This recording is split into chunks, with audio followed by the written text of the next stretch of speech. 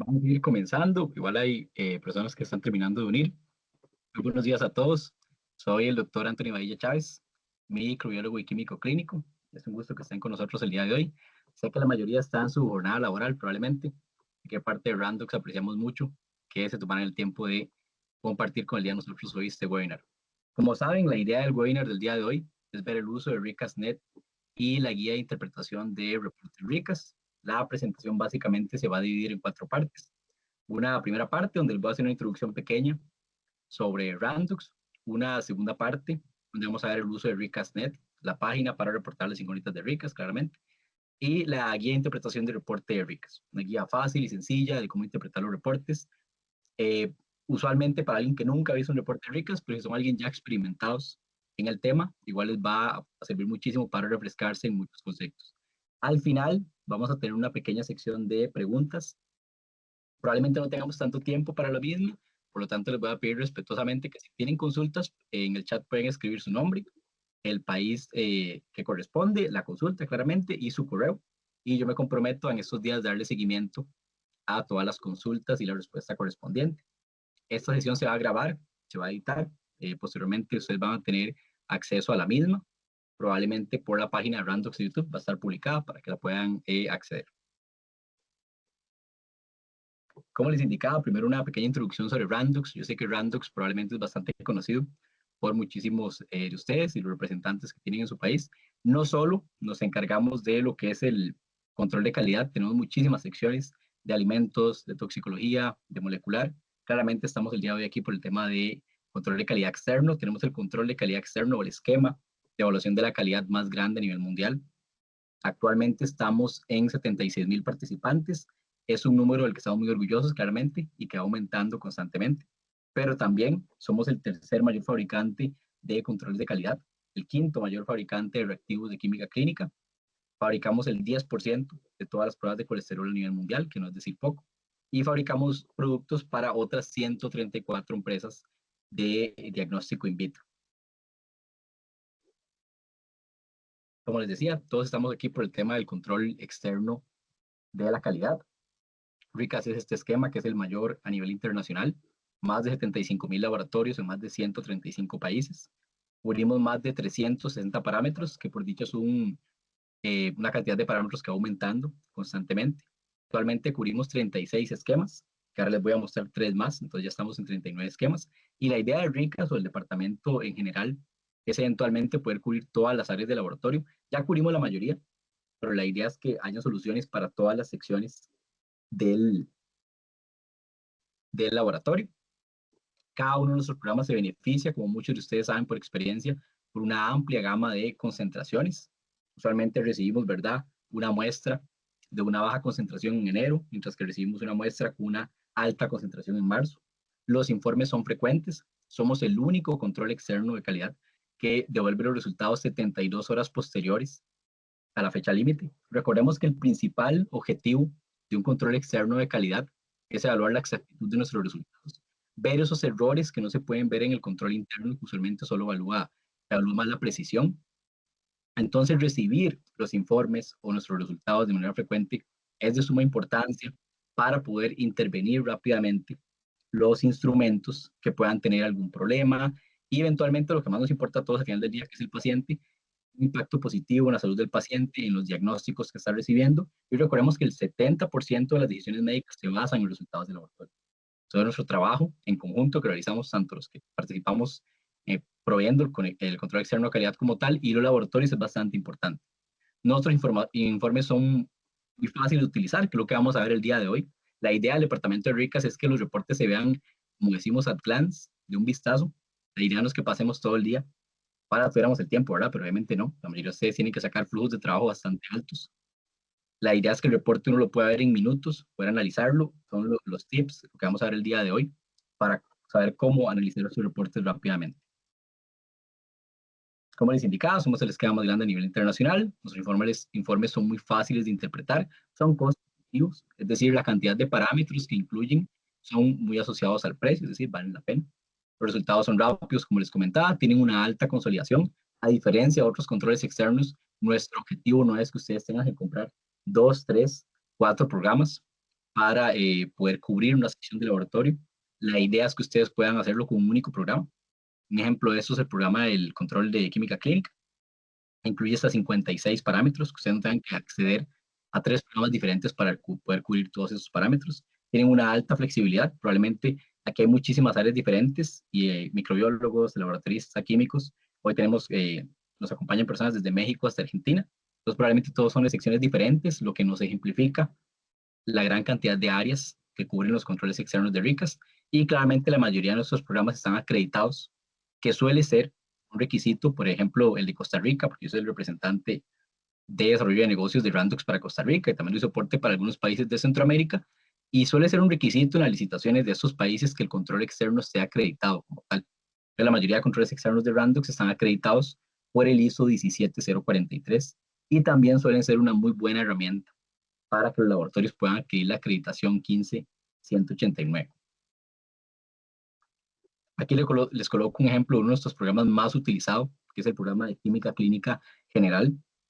Este tiene 2 modalidades, y entra una pregunta importante: ¿qué modalidad de control externo debería utilizar? ¿Debería utilizar una quincenal o una mensual? Esto va a depender de varios factores. Uno de los principales es el volumen que maneje mi laboratorio. Si mi laboratorio tiene un alto volumen de procesamiento de muestras, lo ideal sería que utilice un programa quincenal. Entre más frecuentemente yo procese el control externo, es claro que voy a tener menos errores que otros laboratorios. Pero si tengo un bajo volumen de muestras, lo ideal sería utilizar uno mensual, lo que mejor se ajuste a las características de mi laboratorio. Tengo un parámetro que me suele dar muchos problemas, que es muy inestable, que los controles que me provee la casa comercial no son suficientes o no me convencen. Es una buena oportunidad también para utilizar un control externo. Creo que todos sabemos aquí que en un mundo ideal deberíamos utilizar un control externo de calidad para todas las áreas del laboratorio. Obviamente no siempre es factible, más que todo por temas de presupuesto, pero deberíamos enfocarnos principalmente en los parámetros que tengan una mayor relevancia clínica. Para comentarles únicamente, también tenemos toda una serie de controles de tercera opinión, probablemente muchos de ustedes los conocen. Este tema me parece a mí particularmente importante, porque a pesar de que Latinoamérica está muy bien en el tema de control externo, hemos dejado muy de lado, perdón, el tema de los controles de primera opinión. La mayoría aquí utilizamos controles de primera opinión, que son usualmente los controles que nos aporta la casa comercial. Controles que no es que estén mal, pero están hechos para valorar el funcionamiento de los equipos. No están hechos, o su principal objetivo no es valorar sesgos o tendencias en los resultados de los pacientes. Por lo tanto, les damos usualmente un mal uso. Lo usamos para ver el funcionamiento del equipo, pero esperamos que también nos digan cómo están los resultados del paciente, y no están hechos para eso. ¿Por qué? Porque usualmente tienen características importantes que los diferencian de los de tercera. Los de tercera opinión, que sí están hechos con el objetivo de ver los sesgos y tendencias en los resultados de los pacientes, usualmente son conmutables. ¿Qué significa conmutables? Que las características del control son muy similares a las características de la muestra del paciente. Entonces va a reflejar las interferencias que va a tener la muestra del paciente en el equipo, a diferencia de lo que sucede con los controles de primera opinión como tal. Ustedes revisan los controles de primera opinión, usualmente es una matriz sintética, mientras que los controles de tercera opinión, por ejemplo los de Randux, que la línea se llama Acusera, son de matriz 100% humana, ya sea orina, suero, plasma, sangre total. Entonces van a reflejar las interferencias que se pueden ver en una muestra de un paciente. Tienen valores objetivos precisos, la mayoría vienen ensayados para los principales equipos de casas comerciales. Son verdaderos controles de tercera opinión, es decir, si están hechos para ese objetivo como tal. Tienen una larga vida útil, que suele ser bastante importante, ¿verdad? Sobre todo en temas de presupuesto. Son consolidados. Nuevamente, Randux va a intentar colocar en el control, siempre que sea físicamente posible, ¿verdad?, la mayor cantidad de analitos posible, para que el usuario no tenga que adquirir diferentes controles para cubrir un área de laboratorio. Tienen niveles clínicamente relevantes. Esta es otra diferencia súper importante entre los controles de primera y tercera opinión. Siempre le robo esta frase a Stephen Doherty, creo que la mayoría aquí lo conoce, inclusive lo ha visto en su país. Él es el especialista, el mayor especialista que tenemos en Randux con el tema de RICAS, y él siempre dice que en los rangos de los controles de primera opinión podría pasar un elefante. Son demasiado amplios, ¿verdad? Entonces nos puede generar un sesgo muy grande y hacernos creer que nuestros resultados están bien. Por eso siempre tenemos el caso clásico de un participante que nos indica que sus controles de primera opinión están excelentes, todos pasaron, como solemos decir, y el control externo le fue mal, tuvo un mal desempeño, tuvo un mal target score. Claro que puede pasar. porque los controles de primera opinión tienen un rango muy amplio. Por lo mismo, porque están hechos para el funcionamiento de los equipos, no para ver sesgos o tendencias. Y hay opciones flexibles, tenemos inclusive más opciones de controles de tercera opinión que de controles externos de calidad, en el sentido de la cantidad de parámetros que cubren. También tenemos un software de manejo de control interno que probablemente muchos lo conocen ya, que se llama Cusera 24/7.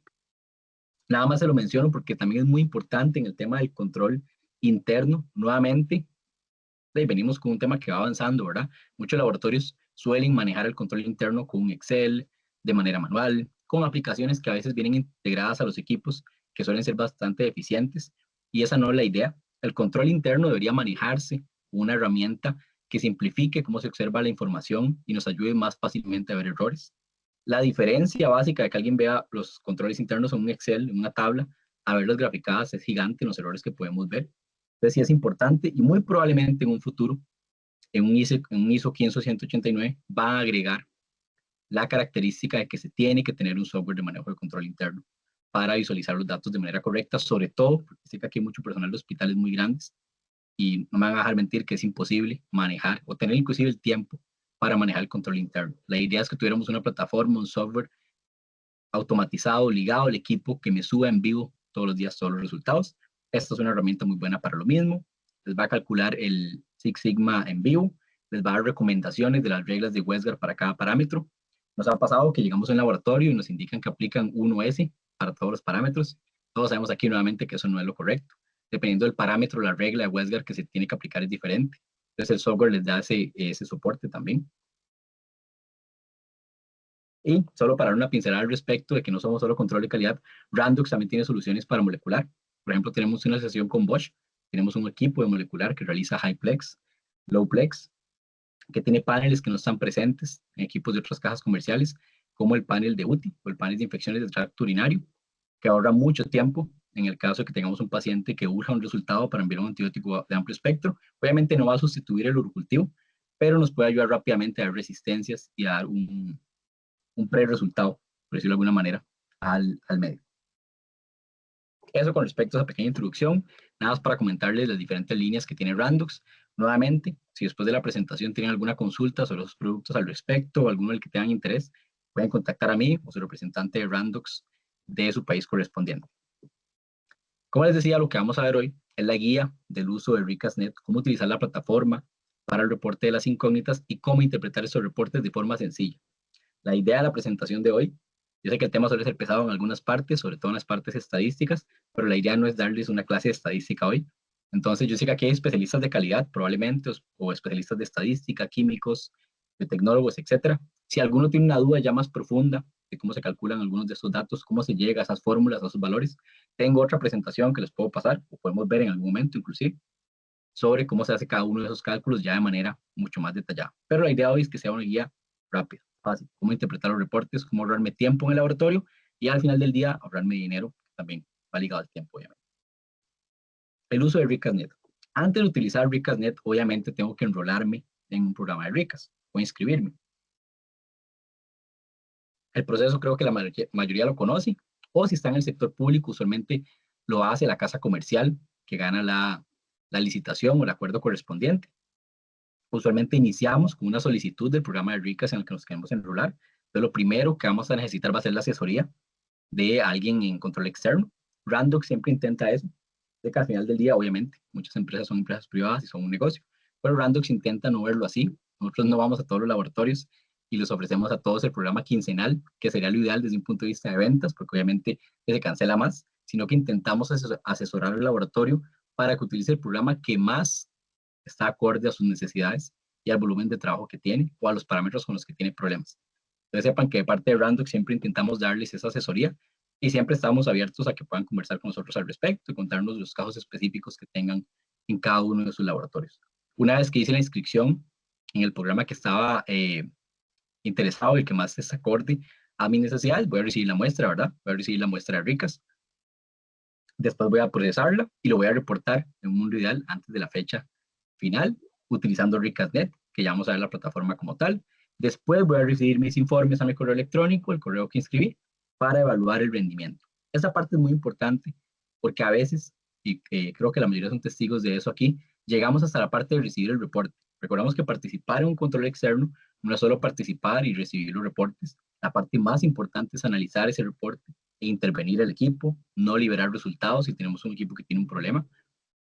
Entonces eso sucede mucho. O hay algunas veces que el control externo suele verse como un control en el que tenemos que obtener un buen resultado y ya, y no ver los errores que hay en el laboratorio. Es otra parte que les voy a mencionar probablemente varias veces. Siempre tenemos que intentar que todo el personal del laboratorio esté involucrado en el control externo, los asistentes, todas las personas, sobre todo las personas que procesan el mayor volumen de muestras. Se tiene la mala práctica del laboratorio de que usualmente el encargado del laboratorio, yo lo entiendo de alguna manera, por el estrés de tener un buen resultado en el control externo de calidad de RICAS, él mismo procesa la muestra, le da un tratamiento especial, ese día se le hace mantenimiento del equipo, se calibra, eso no es lo ideal. Estamos enmascarando, ¿verdad?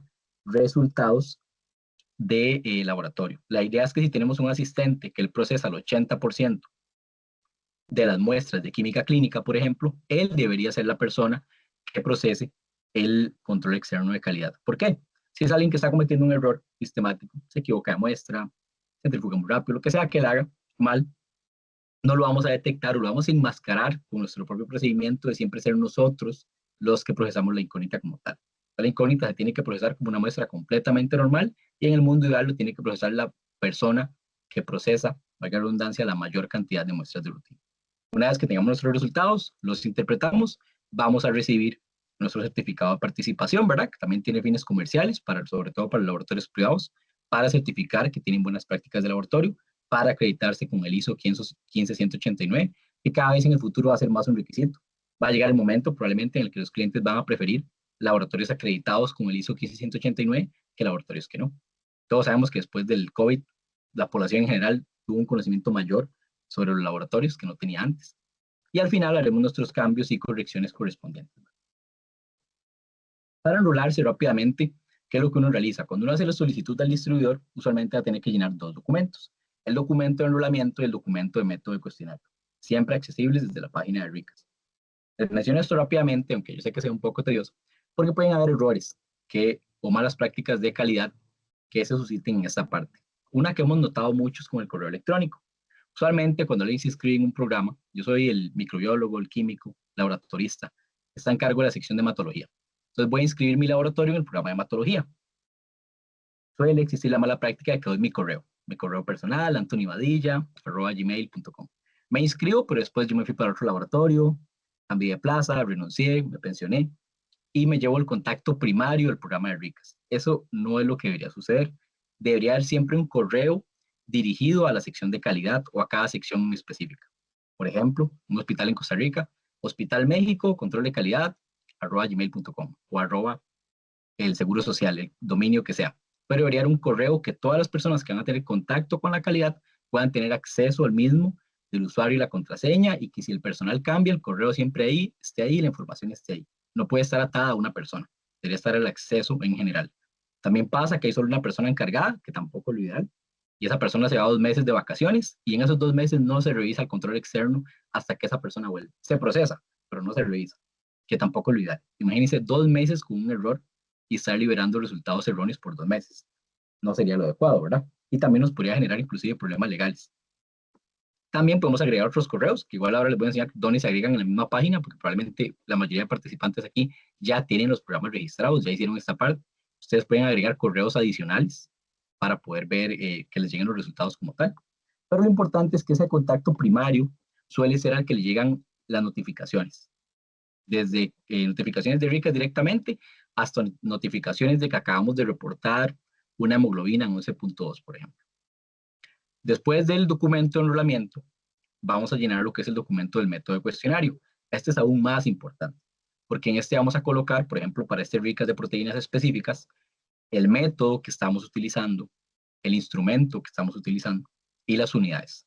Realmente ustedes pueden asumir que si nos equivocamos en alguno de estos tres datos, nuestra comparación a nivel de grupo par va a estar incorrecta.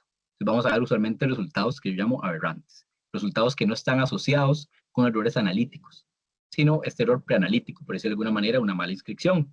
Nuevamente les comento esta parte de este documento para que sepan que este error existe. Cuando vean un error que es muy grosero, primero piensen en estas opciones más sencillas que pensar en intervenir el equipo, calibrar, controlar. Tal vez simplemente es que están en las unidades incorrectas y se puede corregir muy sencillo. Ya vamos a ver cómo uno mismo lo puede corregir, inclusive sin tener que solicitárselo a RICAS como tal. Junto con su muestra, van a recibir un calendario. El calendario se va a ver como este, puede que lo reciban digital, puede que lo reciban de manera física. Alguna nomenclatura del mismo, vamos a ver diferentes cuadros de colores. Cada uno tiene el código del programa, el número de ciclo, el número de muestra. Se los enseño porque el calendario trae un detalle de la hora de reporte en la fecha final. Nos puede suceder, no es lo ideal nuevamente en prácticas de control de calidad, pero tal vez andaba de vacaciones, se me olvidó, he tenido mucho trabajo y reporté la incógnita en el último día. No pasa nada. Pero si la voy a reportar el último día, tengo que hacerlo antes de la hora correspondiente o equivalente a las 5 de la tarde en Europa, a las 5 de la tarde en Belfast, que es donde está ubicado Randox. Suele cometer el error que es muy común de que ven esta hora en el calendario y reportan hasta las 5 de la tarde de su país correspondiente. Entonces ya les queda como un resultado tardío y puede que no se los acepten. Puede. Vamos a ver que la última diapositiva de esta presentación prácticamente un formulario que podemos enviar para que nos acepten resultados tardíos, errores de transcripción, errores de reconstitución, etc. Esta es una acción en la que se puede utilizar, pero obviamente si lo pensamos desde un punto de vista de responsabilidad, si al final yo envío el resultado tarde y puedo igual llegar a un formulario para que me lo acepten, igual estoy atrasando el proceso de control de calidad externo. Y un error que pude haber visto en un paciente no lo voy a ver por el error que cometí. Entonces hay que tener cuidado con eso porque al final, estoy generando una bola de nieve de errores. Puede pasar, no pasa nada, para eso es el formulario de corrección, pero evitemos que pase. Les voy a decir la recomendación cuál sería la correcta. También pueden ver en el calendario que hay 3 programas que van a empezar este año nuevos. El programa de preeclampsia, de control externo, los diferentes parámetros. El programa de serología de Chagas, el de preeclampsia va a empezar en julio. Serología, de Chagas va a empezar en marzo. Y el de identificación de grupos sanguíneos, identificación y rastreo de anticuerpos e inmunoglobulina va a iniciar en enero. Buscan más información eventualmente de esos programas nuevos para su sección de banco de sangre, maternidad, etcétera. Me pueden enviar un correo o lo pueden poner en las consultas al final y yo con mucho gusto los contacto en estos días de falta. O lo canalizo con el representante de su país. La recomendación de Randox es procesar el control externo una semana antes. Por ejemplo, si yo tengo la muestra número 7 y el reporte final es el 8 de julio, RICAS me va a recomendar procesarla el 1 de julio para tener toda una semana para revisar los resultados, reportar correctamente, ver las notificaciones, etc. Esa es la práctica de laboratorio de control de calidad ideal. Claramente reportar el mismo día la fecha final es una mala práctica de laboratorio. Una vez que yo tengo mis resultados, voy a ingresar a RICAS.net. La guía es sencilla, la mayoría que usaba la página sabe que no es tan compleja, pero si nunca he reportado una incógnita de RICAS, tal vez es un buen momento para ver cómo utilizar la página, o tal vez si siempre la he usado, tal vez vea una que otra acción que no he utilizado anteriormente. En la misma van a agregar su usuario y su contraseña. Al ingresar, el 90-95% del tiempo van a utilizar la opción de ingresar resultados o de enter results, depende de cómo tengan configurado el idioma de la página como tal. Ahí me van a aparecer todos los programas que yo tengo inscritos asociados a esa cuenta. Van a estar ordenados por número de referencia de laboratorio y la letra que representa el instrumento, pero lo ideal es que les coloquen un identificador de registro, que es la segunda columna. Ese identificador de registro básicamente es darle un nombre personalizado al equipo para poder evitar errores, porque si identifico todos con letras y números, que es la primera columna, es más fácil cometer errores. Ustedes pueden colocar, les voy a enseñar dónde, el nombre que gusten. Si, por ejemplo, sucede en muchos hospitales que tienen 3, 4 equipos de hematología, uno para hematología, otro para banco de sangre, otro para hematología especializada. Si están asociados todos a la misma cuenta, sería más fácil en la sección de identificador de registro colocarle a cada uno el nombre específico que le corresponde. Van a ver en la tercera columna el programa y en la cuarta columna la fecha final de reporte de la incógnita actual. Ven que la página por todas partes les va a estar recordando constantemente cuál es la fecha final de reporte. Si ingreso, por ejemplo, la opción de hematología, 11T, ahí le pusieron de nombre analizador de hematología, perdón. Voy a ver los diferentes ciclos, las diferentes muestras. Por ejemplo, en el ciclo número 18, muestra número 1, es el current sample, es decir, la muestra actual que tengo que reportar, fecha final 13 de enero del 2025. Si ingreso a esa opción, voy a ver la página de reporte, muchos hemos visto esta página, ¿verdad? Ya, donde básicamente voy a reportar mis resultados, valga la redundancia. Aquí tengo tres opciones. Puedo reportar un número como tal, entero, decimal, puedo reportar menor que o mayor que. Siempre utilizando, cuando coloque números decimales, un punto, nunca utilizar una coma porque no lo va a aceptar. El contacto primario siempre va a recibir una notificación cada vez que ustedes envíen un resultado. Por ejemplo, si en ese primero parámetro de hemoglobina yo reporto 11.2, al contacto primario le va a llegar un correo donde le va a indicar usted acaba de reportar 11.2 de hemoglobina. La idea es que revisemos esas notificaciones porque uno de los errores más frecuentes suele ser el error de transcripción como tal. Antes del cierre de la fecha límite, ustedes pueden reportar la cantidad de veces que gusten o cambiar ese valor la cantidad de veces que quieran. Una vez que se cierra la fecha final, ya esta parte se bloquea y solo nos queda la opción del formulario. Supongamos que en lugar de 11.2 de hemoglobina, coloqué 112. Y ya se me dio el resultado, pasó la fecha límite y me llega el reporte. Solamente me voy a dar cuenta cuando llegue el reporte y veo que tengo un índice de desviación estándar de 900, un porcentaje de desviación de 100. Obviamente no son errores analíticos, son errores de transcripción. Entonces, en ese caso, puedo enviar el formulario. Nota importante, el formulario se puede enviar 4 semanas después máximo de la fecha límite. No puedo cambiar resultados de hace meses, ¿verdad? Es un mes máximo lo que tengo para enviarlo. Es decir, como ya recibo el reporte, tenemos 3 semanas más o menos, un poquito más para enviar este formulario de corrección. Existe también la opción de reportar menor o mayor que. Hay que intentar evitar reportar en estas secciones porque no voy a tener comparación estadística. Yo no puedo ofrecer un índice de desviación estándar, un target score, una desviación porcentual de un mayor o menor que, porque digo, el número es, puede ser cualquier número, ¿verdad? Obviamente hay situaciones analíticas en las que esto sucede. El menor que puede suceder cuando la concentración baja de la muestra supera la sensibilidad de mi equipo.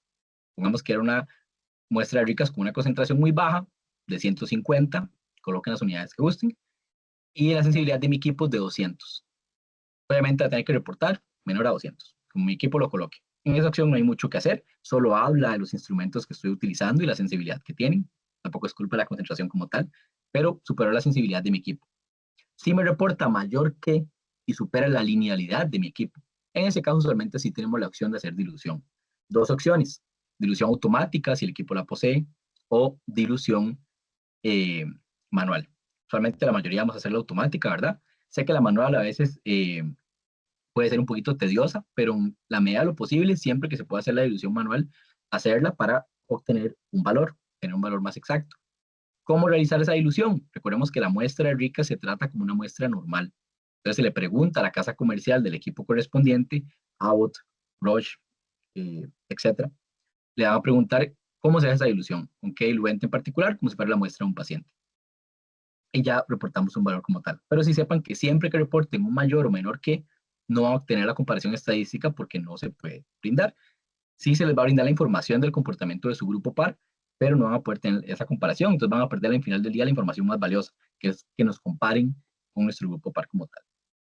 Esta es la sección que van a utilizar el 90% del tiempo, como les indiqué. Después tenemos la segunda opción, puede que la utilicen algunas veces, que es detalles del ensayo.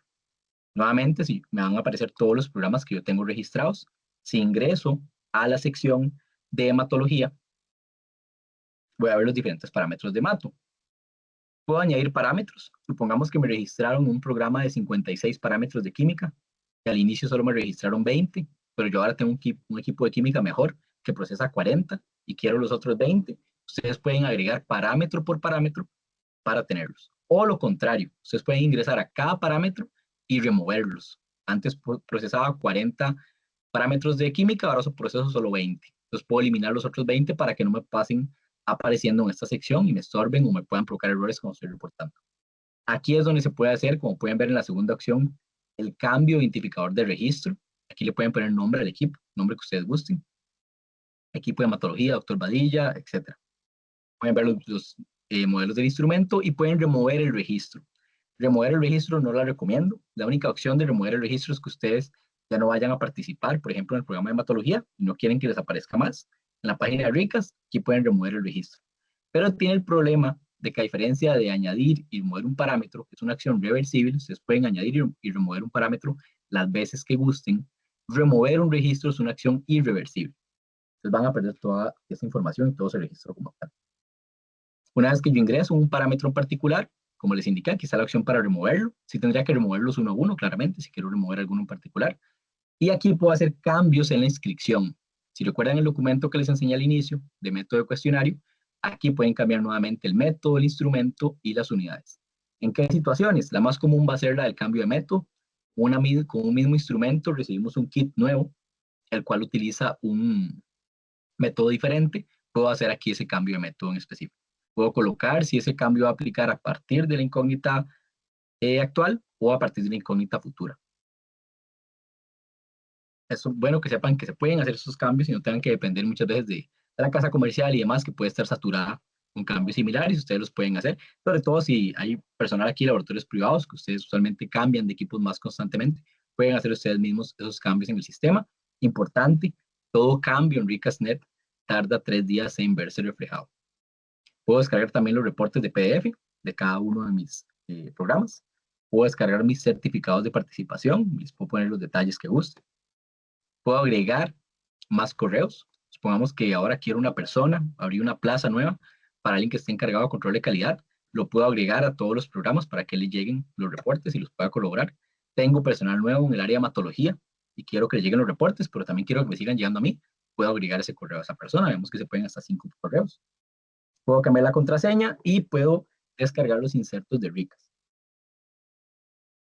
Los insertos ya no vienen de manera física, ahora vienen de manera digital. Ok, eso con el uso de Ricasnet. Como toda la vida es práctica, entonces si alguien nunca ha utilizado Ricasnet, hasta que lo utilice puede tener dudas nuevas, me puede contactar sin ningún problema. Como les dije, siempre en Randox estamos abiertos para aconsejarlos, para asesorarlos. Este tipo de capacitaciones, por ejemplo, cortas, siempre van a estar disponibles. Si alguien después de esta capacitación se presentó solo él o ella y le gustaría para algún hospital de su país, para el personal de ahí, porque usted es de una casa comercial, con mucho gusto me puede contactar a mí, Aarón, Erin, Ifa, y los podemos ayudar con esas capacitaciones, ya sea presenciales o en línea.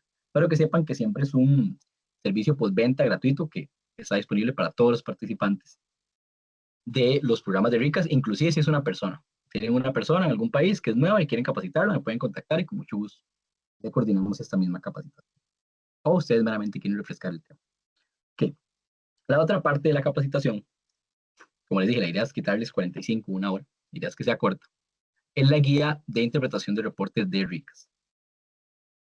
Como ustedes saben, Ricas tiene diferentes reportes, pero el reporte más común es este reporte, el reporte cuantitativo, que es el que probablemente la mayoría utiliza para el programa de química, para el programa de hematología, para el programa de inmunología, para las principales secciones de laboratorio.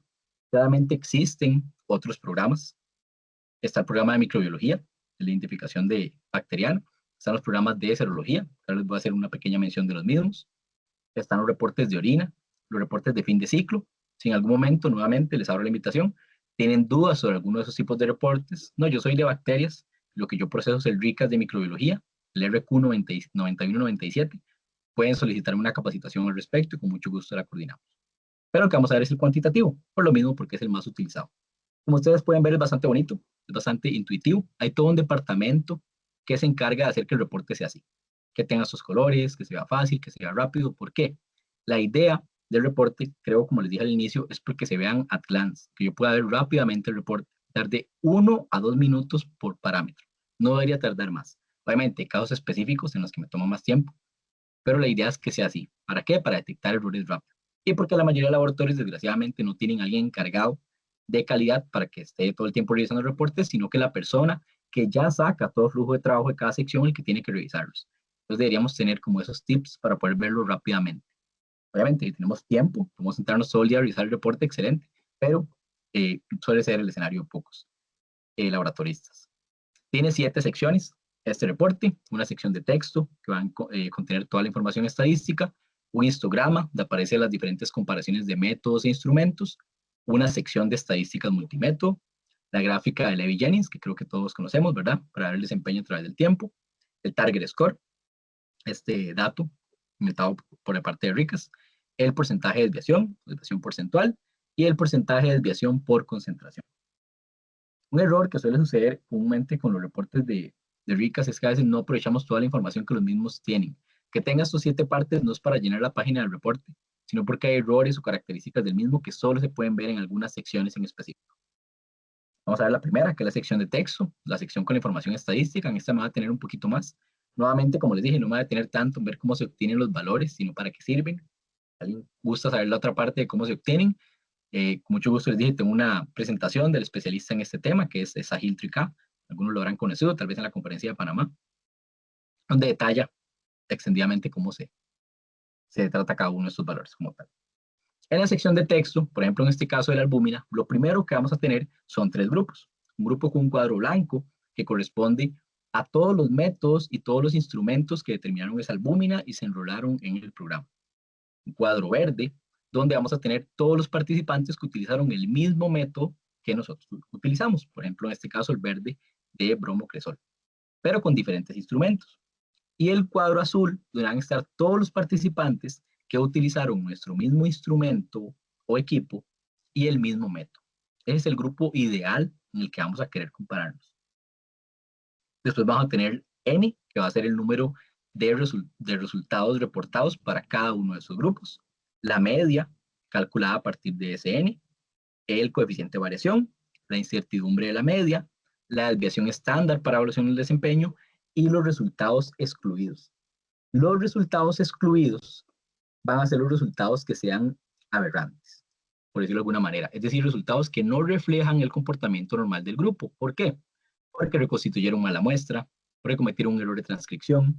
Es decir, usualmente son errores preanalíticos. Bueno, o posanalíticos si es un error de transcripción. Pero no suelen ser errores analíticos, no suelen ser problemas en equipos muy raras veces. La mayoría son otro tipo de errores. No se excluyen a dedo, se excluyen con un principio, algunos conocerán, que se llama el principio de Chabonet, que es para excluir de ese 5 a ese 10% de resultados que no reflejan, nuevamente, como les dije, el comportamiento del grupo en general. Les voy a mencionar de los mismos que tal vez no hemos escuchado tan frecuentemente. Uno es la incertidumbre de la media. Esa incertidumbre de la media básicamente nos va a indicar qué tan confiable es nuestra media con un 95% de confianza.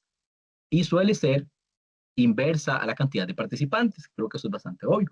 Si tenemos menos participantes, obviamente la incertidumbre, la media calculada a partir de esos participantes va a aumentar.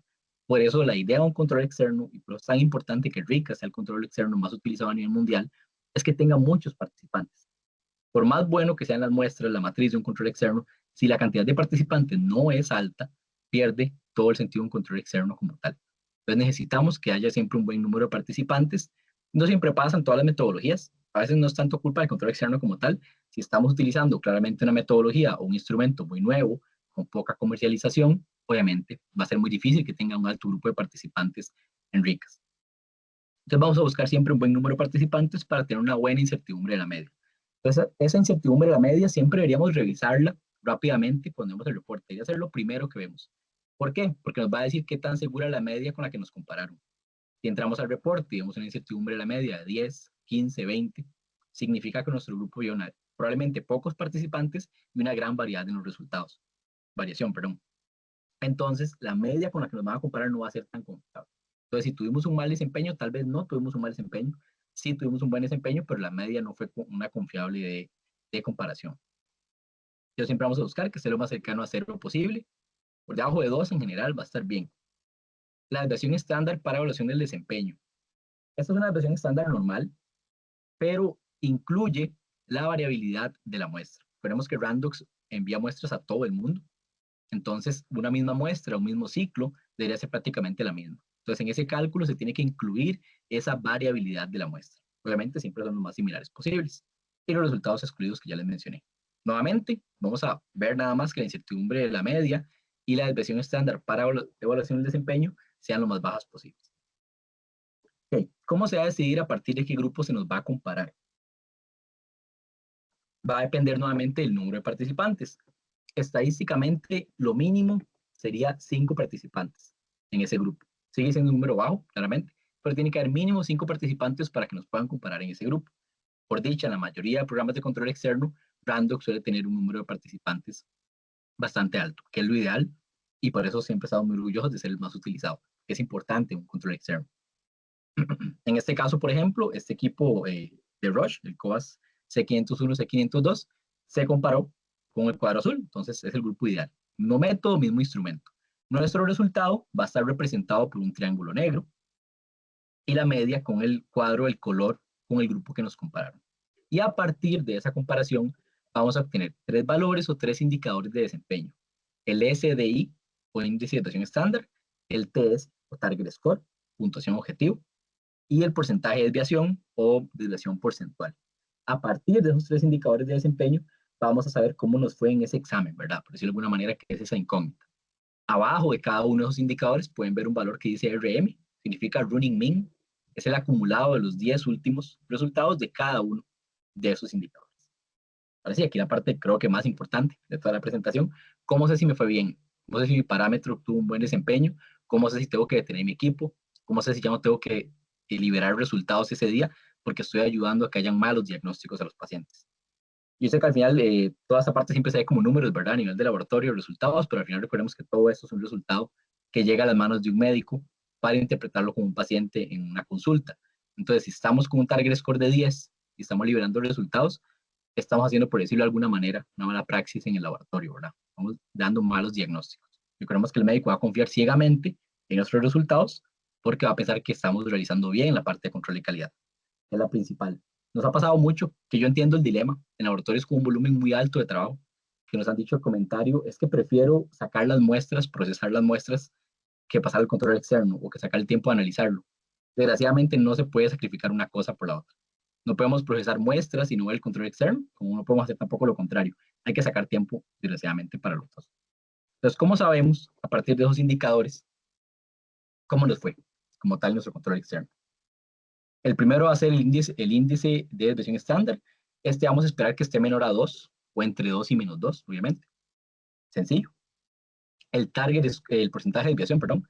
El porcentaje de desviación o la desviación porcentual, vamos a esperar que esté por debajo de los límites de desempeño de RICAS. En este apartado no les puedo decir un valor en particular, porque como todos sabemos, los límites de desempeño de RICAS van a variar de un analito a otro.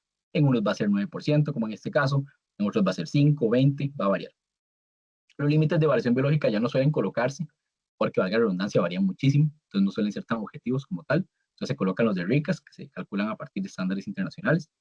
Pero, dependiendo si su país tiene límites de desempeño personalizados, se pueden solicitar a RICAS que le incluya los límites de desempeño de su país en particular. Algunos países como Alemania, por ejemplo, lo hacen. Y el Target Score, si nunca han visto un reporte de RICAS, no deberían conocerlo, porque es un cálculo propio de RICAS para revisar de manera más objetiva o más rápida los reportes. El Target Score debería estar sobre 50. ¿Qué es el Target Score? El Target Score básicamente es una fórmula un poquito compleja, pero es una relación entre el porcentaje de desviación y los límites de desempeño de RICAS. Entre más cercano, más bajo, perdón, sea el porcentaje de desviación con respecto al límite de desempeño de RICAS, mayor a 50 va a ser mi Target Score. Entre mayor es mi porcentaje de desviación con respecto a límites de desempeño de RICAS, menor va a ser mi Target Score, es decir, va a ser un peor desempeño. ¿Y cómo se interpreta ese Target Score? De 10 a 40 es un desempeño inaceptable, de 41 a 50 necesita mejorar, de 51 a 70 es aceptable, yo sé que suena abajo, pero ya está aceptable, significa que está cerca nuestro porcentaje de desviación del límite de desempeño, pero está por debajo de, entonces sigue siendo válido. De 71 a 100 está bien, y de 101 a 120 está excelente.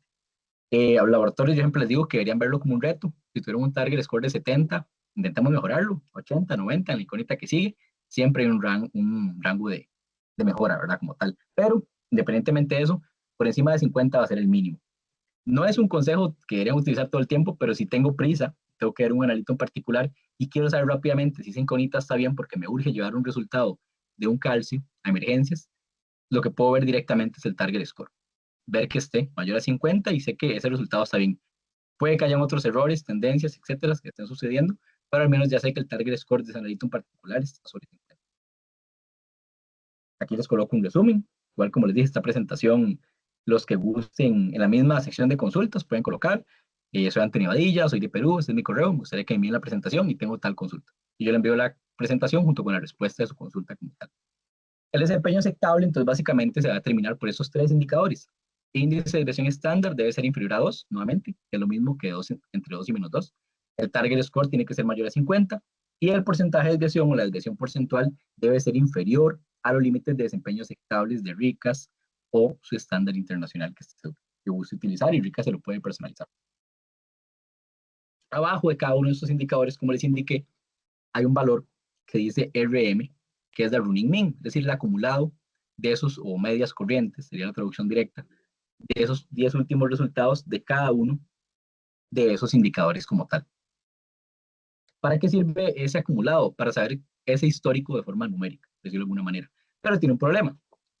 Como el índice de desviación estándar y el porcentaje de desviación o desviación porcentual tienen valores positivos y negativos, cuando se calcula ese promedio podrían enmascararse. Es decir, un 6 podría sumarse con un menos 6 y parecer que el promedio es 0. Entonces puede generar ese enmascaramiento. Entonces, si quieren ver el histórico por medio del running mean, lo ideal, primero sería utilizar las gráficas, que para eso las tenemos más adelante. Pero lo ideal es utilizar el running mean del target score. Es el más confiable porque el target score utiliza números absolutos, es decir, números sin un signo. Bueno, es un signo positivo, pero sin un signo de que no hay signos negativos. Entonces es un running mean más objetiva. Y por ejemplo, este 109, uno sí sabe que es un 109 en promedio de los últimos 10 target score. ¿Cuándo es esto útil? Si yo acabo de llegar a un laboratorio, a la sección de hematología, o estoy haciendo una auditoría y quiero saber cómo les ha ido en los últimos 10, con ver el running mean del target score, puedo saber si tiene un buen promedio o no. Entonces, básicamente está la sección estadística. Vean que en realidad no es tan compleja, es ver esos 3 indicadores que estén dentro de esos 3 parámetros o rangos, y ya sé que tuve un buen desempeño. Ahora, ¿qué sucede si yo tengo un target score de 20? Ya ustedes saben que menor de 50 está mal, 20, 40, 30. Y ¿cómo sé si es mi equipo o son todos los equipos en mi grupo par? Si yo tengo un Mindrate, ¿cómo sé que es mi Mindrate o son todos los que tienen este problema? Esto no hay forma de verlo en esta sección numérica. Entonces, para eso existe la sección del histograma. En el histograma, yo puedo ver sesgos asociados a instrumento. Entonces, tal vez no soy yo el que tiene un mal target score, sino que somos todos los que estamos utilizando, por ejemplo, en este caso, el Rush de Cobas C501, C502. Somos todos los que tenemos el problema y tenemos que contactar a la casa comercial y reportar que hay un error sistemático, por ejemplo, con el magnesio. Todos los equipos en mi país en particular. ¿Cómo lo puedo ver? En el histograma van a venir 3 barras de colores, blancas, de todos los métodos y todos los instrumentos, verdes, del mismo método que utilicé, azules, del mismo método e instrumento. Y con un triángulo negro se va a ubicar mi resultado. La ideal es que se vea de esta manera. Las barras azules, que son las de mi grupo en particular, estén lo más cercanas al centro posible y que mi triángulo negro esté lo más cerca del centro de esas barras posible. Hay 2 opciones que pueden pasar aquí. Puede que esté en un extremo, todas las barras azules, derecha o izquierda, junto con el triángulo negro mío. Significa que hay un sesgo de instrumentos, son todos los instrumentos que tienen un problema de calibración, de mantenimiento, etc. O puede que pase lo contrario, que solo yo tengo el mal desempeño. ¿Cómo se hizo? Solo yo tengo el mal desempeño. Si únicamente es el triángulo negro el que está en alguno de los 2 extremos y las barras azules siguen estando en el centro. En ese caso, no son todos los equipos de mi grupo par los que tienen el problema, sino que soy yo el que tengo el problema como tal. Entonces, de esa manera lo puedo saber. Nuevamente, si están todas las barras azules en algún extremo, usualmente hablamos de un sesgo de instrumento. Si es únicamente el triángulo negro que está en algún extremo, soy yo usualmente, por decirlo de alguna manera, el que tengo el problema y tengo que intervenir en mi equipo, pero al menos no es un error sistemático que ha sucedido en varios países a nivel nacional, porque obviamente son instrumentos y pueden tener problemas, pueden tener errores. Y esa idea del control externo también. Muchas veces RICAS ha ayudado a encontrar errores a nivel nacional. Imagínense todo un país que está determinando el sodio mal, todas las implicaciones de salud que eso tiene. Después tenemos la gráfica de David Jennings, que todos conocemos, ¿verdad? Muy sencilla. Vean que siempre las gráficas de Randox, a pesar de que yo sé que todos saben interpretarla y ver que hay 1, 2, 3 desviaciones estándar, la idea es que también tenga colores, sea fácil de determinar, que veamos que todos los que están en la región blanca están correctos y en las demás regiones incorrectos rápidamente sin ni siquiera tener que analizar los números que hay en el gráfico como tal. La gráfica de David Jennings grafica, valga la redundancia, los últimos 20 resultados y qué es lo ideal, que se comportaran como en zigzag, que bajen y siempre dentro de la región blanca, que bajen y suban y vayan de esa manera constantemente y que no haya ninguna tendencia en particular. Cuando hay un punto afuera, como el que podemos ver casi al final, la muestra número 2 de las últimas, lo ideal es no intervenir el equipo inmediatamente. Según estándares europeos, 3 puntos con error seguidos o 4 de 10 ya nos hablan de un error sistemático. ¿Qué me refiero con esto? Aunque suene contradictorio, no es una buena práctica de calidad que si veo ese punto, por ejemplo, este punto aquí que está mal, que yo inicie a hacer calibraciones, mantenimientos, cambios en los kits, etcétera. ¿Cuándo puede que sea un error aleatorio? Puede ser que mi equipo está desgraciadamente mal colocado y le da la luz del sol en las mañanas, está en un pasillo, que todos lo hemos visto en un hospital y la gente pasa y lo golpea. Hay mucho polvo en mi laboratorio. Todo eso genera errores aleatorios. Por eso a veces vemos un punto que está mal en un reporte de RICAS y al mes siguiente se corrige y no sabemos qué pasó y no hicimos nada. Pasa muchísimo, tenemos muchísimos ejemplos de laboratorios que tienen un error sistemático o inclusive aleatorio y ya después se corrige y uno pregunta al laboratorio qué hizo, no hizo nada. Hay muchos errores aleatorios. Entonces no digo que no hagan nada, pero si tienen un punto como este, hay que revisar primero el control interno, hacer comparaciones, etcétera, reprocesar la muestra, que es lo primero, para ver si solo es un error aleatorio y no hay que hacer ningún cambio en el equipo. Hacer a veces muchos cambios simultáneamente más bien puede generar errores más grandes. Arriba de cada uno de estos puntos vamos a ver las medias con las que se comparó cada uno.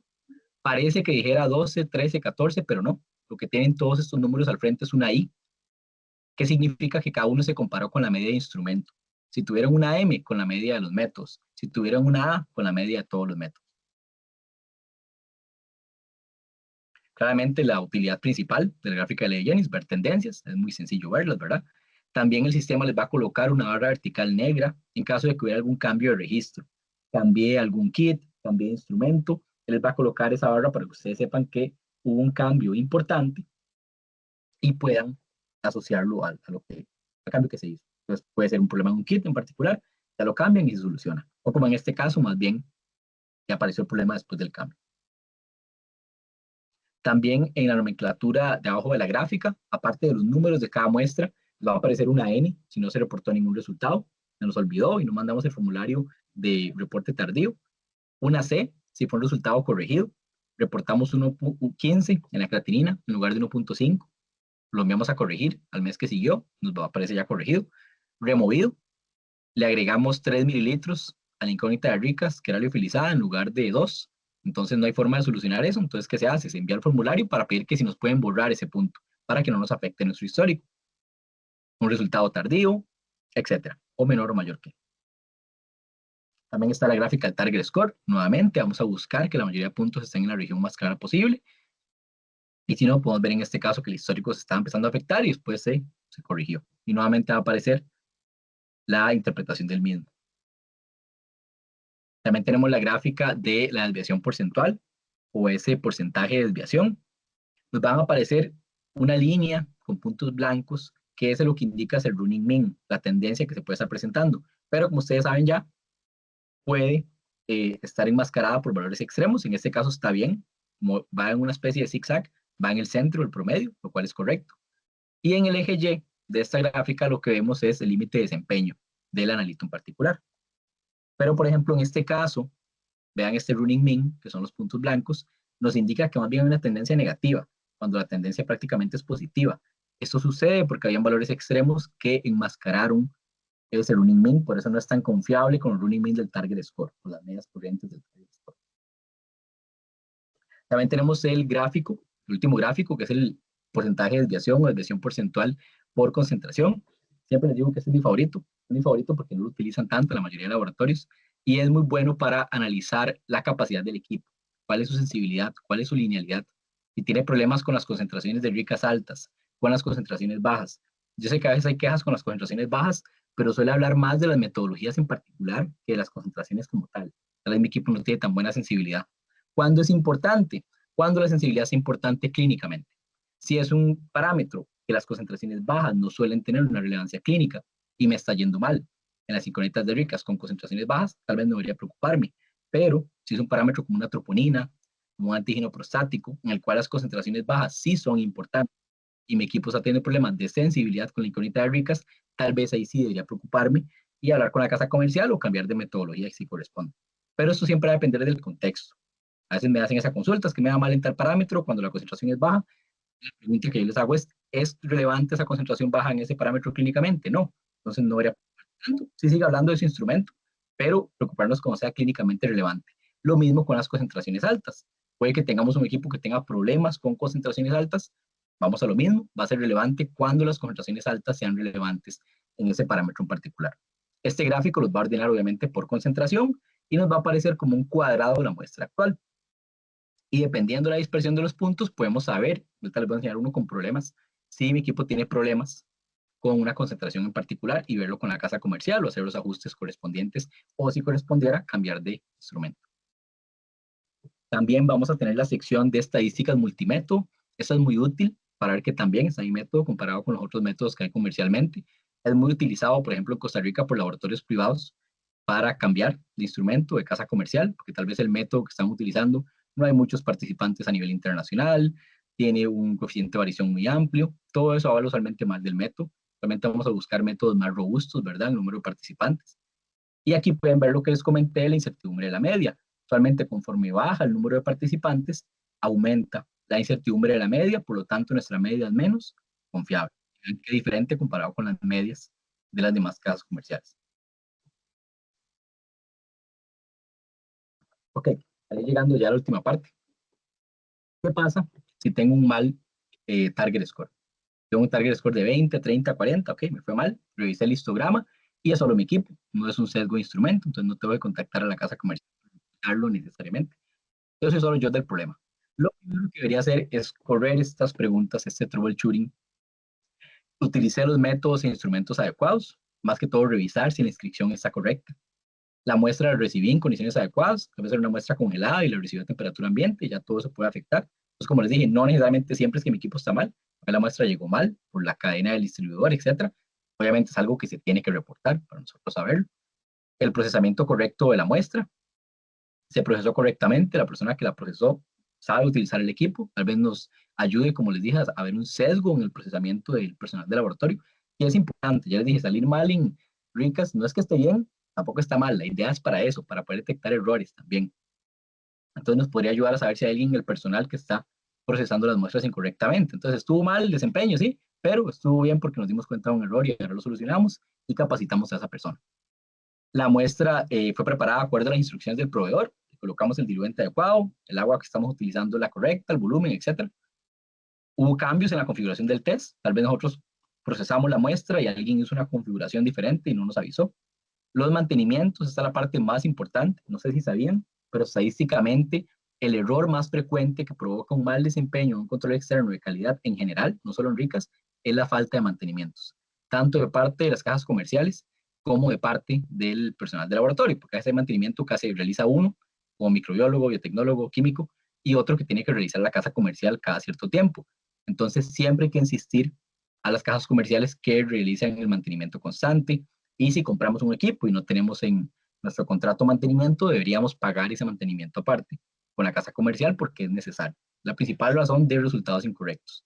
El control interno fue aceptable, es decir, está en los rangos aceptables. Primera vez que ocurre este error, si reprocesamos la muestra, seguimos obteniendo el mismo error y manejamos el instrumento de la manera adecuada. Una vez que respondemos a estas preguntas, podemos tener una idea de por dónde está el error. Es lo primero que tenemos que hacer. También, como les decía y lo que les enseñé al puro inicio, hay errores básicos, como en este caso un error de inscripción. Esto probablemente fue una licitación en las que inscribieron un gran grupo de instrumentos con el método o unidades que no correspondían. Se hizo la corrección y vean que pasó de una distribución bimodal a una distribución ya normal, ¿verdad? Pana de Gauss. También a veces se inscribe en el parámetro que incorrecto. Por ejemplo, en este caso, era un cliente que reportaba urea y lo escribieron como boom. Cuando se hizo ya la corrección a urea, ya se corrigen los diferentes parámetros de desempeño. Y eso es lo que les comentaba. Como ustedes vean un target score de 10, una desviación porcentual de 111, un índice de presión estándar de 20, puede existir que sea por algo analítico, pero es muy difícil. Suele ser más por un problema preanalítico, como en este caso un error de inscripción. Aquí es posible ver un bias de instrumento, un sesgo de instrumento. Vean como en este caso puede que yo tenga un target score de 20 y me quedé solo con la información estadística y no revisé más. Y tal vez en el histograma me podía dar cuenta que somos todos los instrumentos los que tenemos el problema. Entonces es importante siempre revisar el histograma, en este caso contactar a la casa comercial correspondiente. En la gráfica de Leo-Jennings podemos ver también problemas de concentración, por eso las medias con las que se comparó cada punto vienen arriba, para yo poder revisar si los puntos que tienen problemas son puntos con concentraciones bajas, que se compararon con medias bajas, perdón, o se compararon con medias altas. Pero ya ustedes saben que hay una gráfica más ideal para eso, ¿verdad? Que es la gráfica de porcentaje de desviación por concentración. Por ejemplo, si uno revisa este analito en la gráfica de Levy-Jennings detalladamente, podría darse cuenta que el problema es con concentraciones bajas, pero más fácilmente puede irse a la última gráfica y corroborarlo. Vean cómo los datos en concentraciones altas están pegaditos, excelente. En concentraciones intermedias están bien, pero entre más baja la concentración, inicia una mayor dispersión de los datos. Es decir, el equipo tiene problemas de sensibilidad o las concentraciones están superando esa capacidad, ¿verdad?, de determinar bajas concentraciones del equipo. Hay otros errores que se pueden ver, siempre les comento. Si están revisando un reporte de química clínica de 56 parámetros, obviamente va a tomar tiempo, pero ya llevo 3 parámetros seguidos y voy target score de 10, target score de 10, target score de 13. Mejor no pierdo mi tiempo y me voy a la página final, donde viene el resumen, que es esta página, y veo si hay un error sistemático, como en este caso. En este caso es un error de reconstitución. Realmente se agregó probablemente más volumen del que correspondía, y por eso vemos a todos con un error negativo. Y usualmente cuando los 3 parámetros de desempeño estén fuera de los rangos correspondientes, va a aparecer ese triángulo rojo que va a indicar que el desempeño está pésimo. Cuando hay solo 2 y uno está bien, no suele aparecer este triángulo, pero es una alerta. Por eso aparece este triángulo al final. De ese analito está mal, está dando malos resultados, no deberíamos liberar sus resultados. También puede que el laboratorista se equivoque en la muestra, entonces tenemos resultados variados, un poquito más difícil de detectar, pero igual uno se va a la última página y ve que la mayoría de parámetros están mal. Puede ser que la persona tomó una muestra de un paciente y la procesó como si fuera el control externo. Un error clásico es el error de transcripción. Estoy reportando y estoy hablando con alguien y me equivoqué. Y reporté el potasio en lugar del sodio. No pasa nada. Puedo enviar el formulario de corrección una vez que reciba los resultados, me voy a dar cuenta. Nuevamente, casi imposible analíticamente que haya una desviación porcentual de 999% o 1667 de índice de desviación estándar. Entonces, usualmente va a estar asociado a un error, en este caso, posanalítico de transcripción. Envío el formulario, el departamento de RICAS me va a solicitar la evidencia correspondiente y me va a corregir el resultado como tal. Nuevamente, la idea es evitar esos resultados, pero obviamente somos humanos, este error es muy común y se puede corregir como tal. Ya para ir terminando, nada más les hago un comercial pequeño de los reportes de serología, por si algunos de la sección de serología aquí presente. ¿Por qué? Porque el reporte es diferente. Obviamente no da tiempo en este webinar y la idea es hacerlos cortos, educativos, que uno salga con una buena idea de cómo interpretar los reportes cuantitativos, pero también hay otros, como el de microbiología, serología. El de serología, a pesar de que es más sencillo, a veces lo más sencillo es más complejo, por decirlo de alguna manera. Y como tiene menos opciones, siempre tenemos una pregunta que nos realizan los participantes. Si tengo un programa de serología y aparezco como no reactivo, como en este caso, ven que el triángulo negro está en el no reactivo, significa que ese fue el resultado del participante. Y la mayoría de participantes obtuvieron reactivo de los diferentes equipos, pero yo lo mandé a controlar a otro laboratorio y le dio no reactivo. ¿Qué hago? Lo más importante inicialmente en los programas de serología es comportarse como se comporta su grupo de instrumentos en general. Entonces, supongamos que usted utiliza el primer equipo que aparece en la lista, el Alinity, y usted tuvo uno reactivo. Y la mayoría, como podemos ver, 260 obtuvieron reactivo. Ahí sí hay que preocuparse. Se está fuera inclusive del comportamiento de su grupo de instrumentos en particular. Si por alguna razón todos los Alinity están en no reactivo y usted está en no reactivo y todos los demás instrumentos están en reactivo, está bien en el primer check porque se está comportando como su equipo en general, pero habla de las tecnologías del equipo que está utilizando comparado con los demás. Pero sigue estando relativamente bien. Lo ideal sería tener los dos checks, ¿verdad? Estar cómo se comporta su grupo y que su equipo se comporte como la mayoría de instrumentos. Esto va a variar porque claramente en serología habrán diferentes equipos con diferentes puntos de corte. Uno necesita una muestra más positiva que otras para determinarla como tal, como reactiva. Entonces varía mucho. Pero importante eso, si tienen un resultado muy diferente a la mayoría de instrumentos, primero revisen su grupo de instrumentos en particular para ver cómo se comportó este.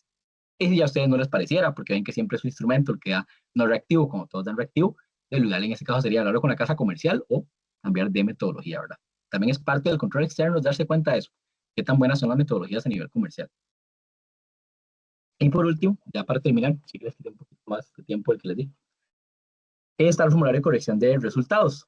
La idea del mismo es eso, que ustedes puedan corregir resultados de transcripción, resultados de reconstitución, errores de reconstitución, perdón, que enviaron el resultado tardío. El mismo formulario, yo se los puedo pasar a los que gusten, me dejen nuevamente el comentario. Soy Anthony de Costa Rica, me pueden pasar el formulario de corrección, este es mi correo, y yo se los envío con mucho gusto.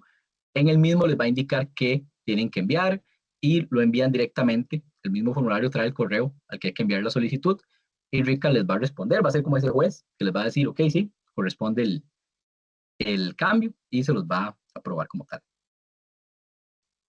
Eso sería. Muchas gracias a todos por su atención. Yo sé que el tema puede ser un poco pesado. La idea es esto, que sea una guía rápida de cómo entender los reportes. Igual les va a quedar mi contacto, creo que les queda mi correo y si no lo puedo escribir en el chat. Y siéntanse gusto de escribirme cuando gusten. Siempre estoy pendiente. Yo sé que a veces uno ve la presentación y sé que muchos estaban trabajando, están muy ocupados y no les da tiempo poner atención. Cuando gusten podemos coordinar otra en línea a cualquier país de LATAM. Yo con mucho gusto hago la reunión o como les dije, si estaba alguno de algún hospital en particular, pero no están todos los del hospital, se pueden coordinar también capacitaciones por hospital o inclusive reportes. Con los que tengan problemas pueden contactarme. Si hay algunas dudas las voy a revisar, nos va a dar tiempo de ver todas. Yo les prometo así a todos los que dejaron el correo con la duda, contestarles para revisarlas y si hay dudas que me superen, obviamente las canalizaré con los expertos de RICAS correspondientes. Un segundo nada más para revisar algunas.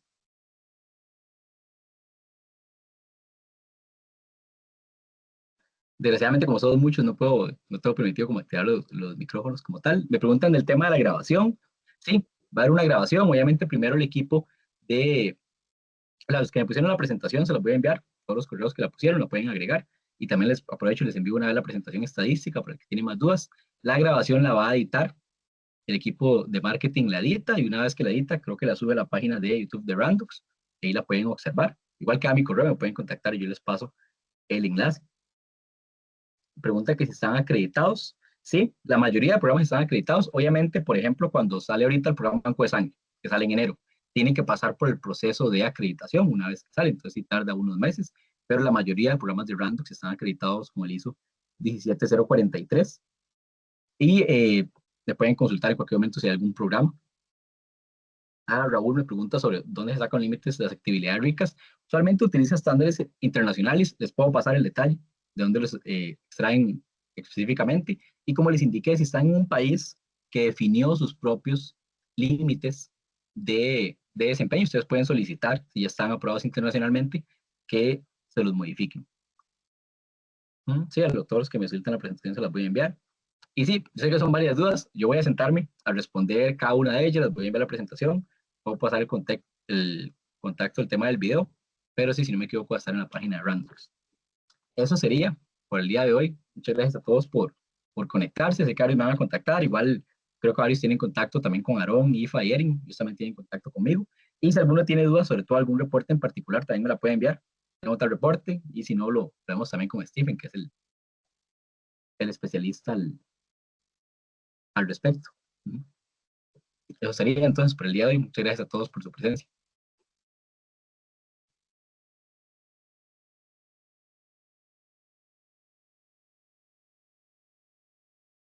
Sí, la corrección de resultados también, a los que dejen el correo se los puedo enviar con mucho gusto. Yo sé que la mayoría no sabe de su existencia, es bastante importante, ¿verdad? Para corregir ese histórico que algunas veces inclusive algunos países tienen penalizaciones por tener un mal desempeño y puede ser simplemente un error de reconstitución que podemos aprovechar y eliminarlos y no afectar nuestro histórico, ¿verdad? Entonces sepan que es muy importante y a todos los que me colocan el correo con mucho gusto les envío el formulario de corrección. No hay formulario de asistencia necesariamente. Alguien me consultó. Pero sí, creo que son la mayoría de consultas. Igual yo las voy a revisar detenidamente. A los que me den el correo les envío la respuesta. Eso sería. Espero que todos tengan un lindo día. Y como les dije, en unos días en la página de Randox de YouTube van a subir la presentación como tal.